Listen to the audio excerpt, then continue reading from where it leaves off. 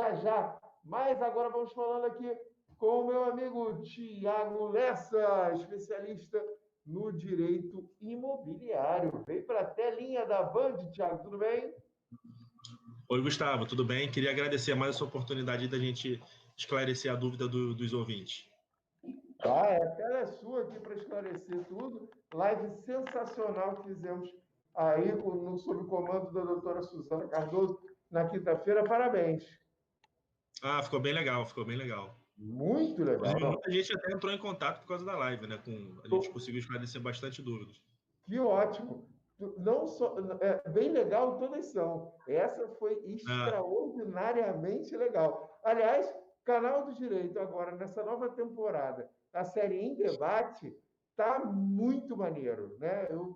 Nós estamos tendendo a seguir esse formato aí do Em Debate, uma temática e todo mundo da especialidade vai debatendo. Achei muito sensacional. O que você trouxe hoje aqui na Bandeirantes para os nossos ouvintes?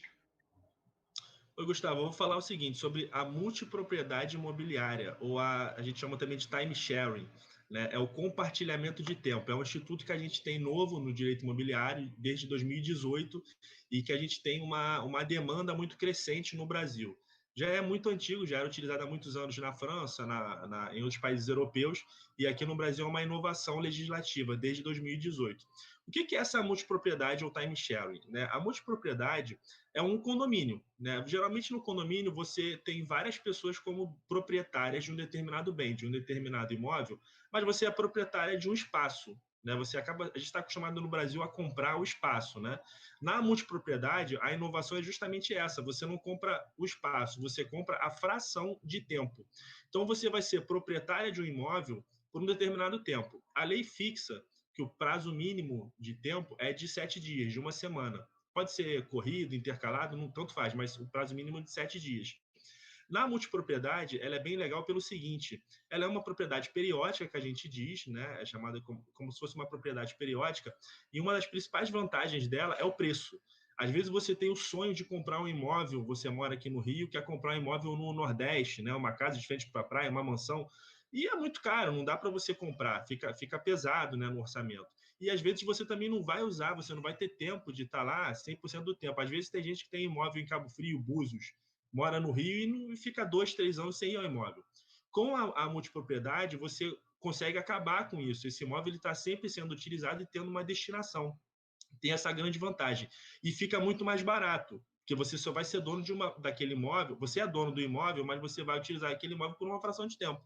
Então fica muito mais acessível para as pessoas. Além dessa vantagem, a gente também tem a conservação do imóvel. Na multipropriedade, você tem um administrador daquele imóvel, que é como se fosse um síndico, né, no condomínio edilício. E esse administrador, ele vai ali administrar todo o imóvel, fazer a gestão, cuidar da manutenção, vai cobrar lá, fazer o rateio dos multiproprietários. Né? Então, você não tem essa preocupação, você não tem que estar preocupado se o seu imóvel está, sei lá, sendo invadido, né? Porque você às vezes está 2, 3 anos sem ir no seu imóvel. Então, tem muitas vantagens a multipropriedade, tem diversos condomínios em multipropriedade que já estão sendo criados, não só no Rio de Janeiro, mas no Brasil inteiro, porque tem muita procura realmente de investidores.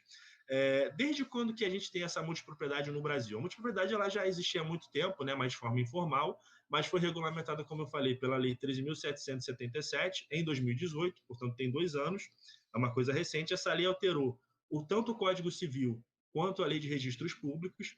Então, hoje em dia, o Código Civil resolveu uma controvérsia que a gente tinha muito grande, se a multipropriedade era um direito contratual meramente ou se era um direito real. Hoje em dia a gente sabe que é um direito real, a lei resolveu isso, que é muito importante. Por isso também, nessas alterações na Lei de Registro Público, cada multiproprietário tem a sua matrícula individualizada. Então, você tem uma matrícula mãe de um imóvel, né? E você tem as matrículas ali de cada multiproprietário com a sua fração de tempo. Isso é muito importante para dar garantia, para dar segurança jurídica aos adquirentes. Porque quando você adquiria antes da lei, você ficava com um certo risco, né? Hoje em dia não tem mais esse risco, não tem mais risco nenhum, porque cada multiproprietário tem a sua matrícula individualizada. Então, se você tiver alguma dívida trabalhista, alguma dívida que seja, por exemplo, objeto de penhora, o credor ele vai penhorar só aquela matrícula de cada multiproprietário que estiver devendo. né? Então, não existe mais esse risco para os demais adquirentes. Hoje em dia é uma coisa muito mais segura, não tem risco nenhum.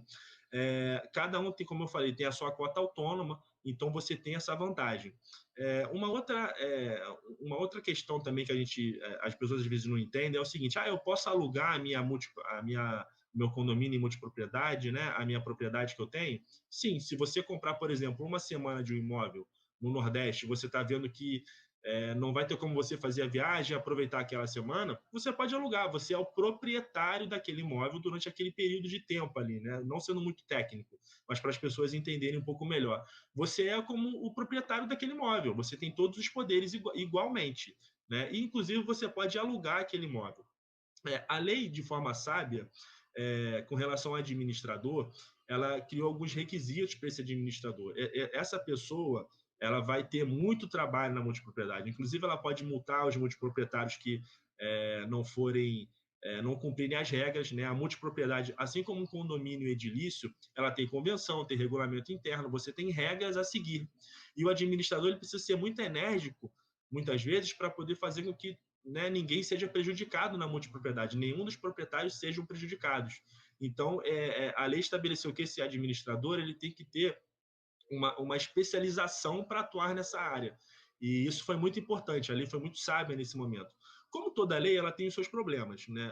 Eu trouxe aqui um maior problema para mim, na minha opinião, dessa lei, foi com relação ao quórum que ela estabeleceu para se criar a multipropriedade em um condomínio edilício. Então, você tem os condomínios edilícios, já são muito antigos.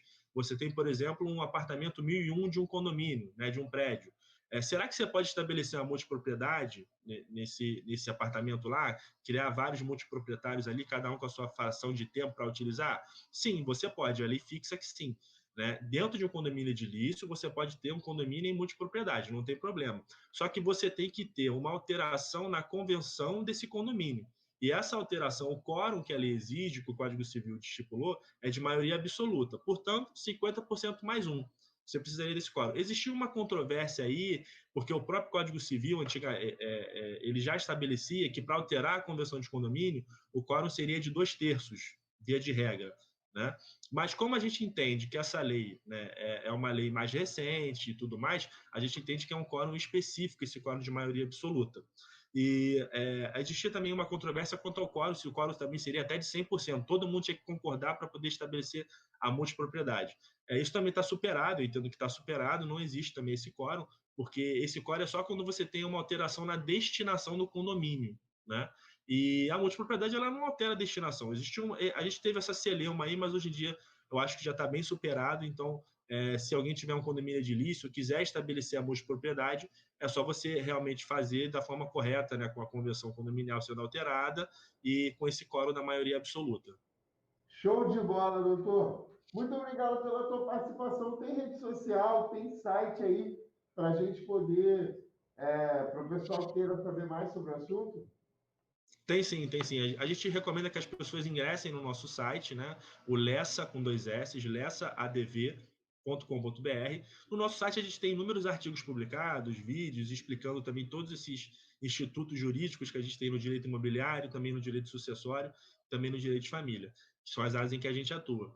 Então eu recomendo que as pessoas entrem lá você tem como entrar, mandar mensagem, tanto por WhatsApp, por e-mail, a gente também sempre entra em contato e procura esclarecer a dúvida das pessoas.